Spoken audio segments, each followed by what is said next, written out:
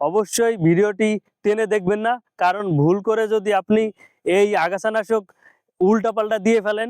আসসালামু আলাইকুম আমার প্রাণপ্রিয় কৃষক ভাইরা, আজকে আমরা আলোচনা করব ধানের আগাছা সম্পর্কে। এই আগাছাকে কিভাবে আমরা দমন করতে পারি এবং এই আগাছা প্রায় ধানের 20 থেকে 30% ক্ষতি করে থাকে। কারণ হচ্ছে আগাছা ছোট মনে হলেও আস্তে আস্তে এটি বড় হয়ে ধানের পাশাপাশি এরা আলো, বাতাস এবং সার গ্রহণ করে, যার ফলে ধান সময় মতো তার পুষ্টি উপাদান পায় না, যার ফলে এই ধানের আস্তে আস্তে বৃদ্ধি কমে যায়, এর ফলে ফলন উৎপাদন কম হয়। তো আমরা আজকে কিভাবে এই ধানের আগাছাকে দমন করব সে সম্পর্কে জানবো। চলুন ভিডিও শুরু করি। ধানের আগাছাকে 4টা সময়ে দমন করা যায়। 1, ধান রোপণ করার আগে। 2, আগাছা জন্মানোর আগে। 3, আগাছার 1 থেকে 2 পাতা হলে। 4, আগাছার 3 থেকে 5 পাতা হলে আমরা এই আগাছাকে দমন করতে পারি, এবং এর বাইরে চলে গেলে আমাদের মেকানিক্যাল বা হাত দিয়ে আমরা দমন করতে হবে। এখন আমরা জানবো ধান লাগানোর আগে আগাছাকে কিভাবে দমন করব এবং কি কি আগাছানাশক স্প্রে করব। ধান রোপণের আগে আমরা সাধারণত চাষ দিয়ে আগাছাকে কিছুটা মাটির নিচে ঢেকে দমন করতে পারি, এবং জমি চাষ করার আগে আমরা আগাছানাশক স্প্রে করতে পারি। স্প্রে করার ফলে এই আগাছাগুলো মারা যাবে, এবং সব আগাছাই মারা যাবে। সেগুলো হচ্ছে স্কয়ার কোম্পানির ইরেজার 49, এসিআই কোম্পানির সানাপ 48, অটো কোম্পানির গ্লাইসেল 41। এগুলা যে কোনো একটি আগাছানাশক ব্যবহার করলে এই আগাছা দমন করা যাবে।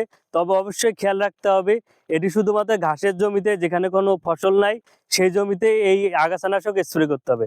যদি আমরা ডিরেক্ট ধানের জমিতে স্প্রে করি, এই ধানগুলো মারা যাবে। তবে অন্যান্য আগাছানাশক আছে যেগুলা ধানের জমিতে দিলেও কিছু হবে না। দ্বিতীয়ত, ধান খেতে আগাছা জন্মানোর আগেই আমরা কিভাবে এই আগাছাগুলা দমন করতে পারি। বাজারে বিভিন্ন ধরনের আগাছানাশক পাওয়া যায়, সেগুলা জমিতে বা ধানের জমিতে ব্যবহার করলে এই আগাছাগুলা জন্মানোর আগেই মারা যাবে, যার ফলে এই জমিতে আগাছা হবে না বা ধান খেতে আগাছা মুক্ত থাকবে। সেগুলো হলো সিনজেন্টা কোম্পানির রিপিট এবং রিপিট প্লাস, এসিআই কোম্পানির সুপারহিট, এমক্লোর 5G, স্কয়ার কোম্পানির পি ক্লোর এবং তরুনীল। এগুলা যে কোনো একটি আগাছানাশক ব্যবহার করে এই ধানের জমিতে আগাছাকে দমন করা যায়। তবে বিষয় খেয়াল রাখতে হবে, 3 থেকে 5 পাতা হয়ে গেলে এই আগাছানাশক খুব কম কাজ করবে, এবং স্প্রে করার পরবর্তী 3 থেকে 5 দিন পানি ধরে রাখতে হবে। 3 নাম্বার, ধান ক্ষেতের আগাছা 1 থেকে 2 পাতা হলে কিভাবে এই আগাছা দমন করতে পারে। ধান রোপণের 5 থেকে 10 দিন বয়স হয়ে যদি 1 থেকে 2 পাতা আগাছা জন্মায়, সেই আগাছাগুলোকে দমন করার জন্য বাজারে বিভিন্ন আগাছানাশক পাওয়া যায়। সেগুলো হলো সিনজেন্টা কোম্পানির লেজার, এসিআই কোম্পানির সুপার পাওয়ার, সুপার মিক্স এবং এক্সট্রা পাওয়ার, স্কয়ার কোম্পানির বেনসানিল, অটো কোম্পানির লিভিনা এবং প্রুন 20, বায়ার কোম্পানির সানরাইজ। এগুলা যে কোনো একটি ব্যবহার করলে ধান ক্ষেতের 1 থেকে 2 পাতা আগাছাগুলা দমন করা যাবে। তবে স্প্রে করার সময় পানি একটু স্যাঁতসেঁতে রেখে 2 থেকে 3 দিন রাখতে হবে, যাতে আগাছাগুলা ভালো মতো ভিজে যায়। এখন আমরা জানবো ধান ক্ষেতের 3 থেকে 5 পাতা আগাছানাশকগুলো কি কি। অটো কোম্পানির হ্যামার, এসিআই কোম্পানির ফিল্ডার, মিমপেক্স কোম্পানির M72D ফ্লুইড।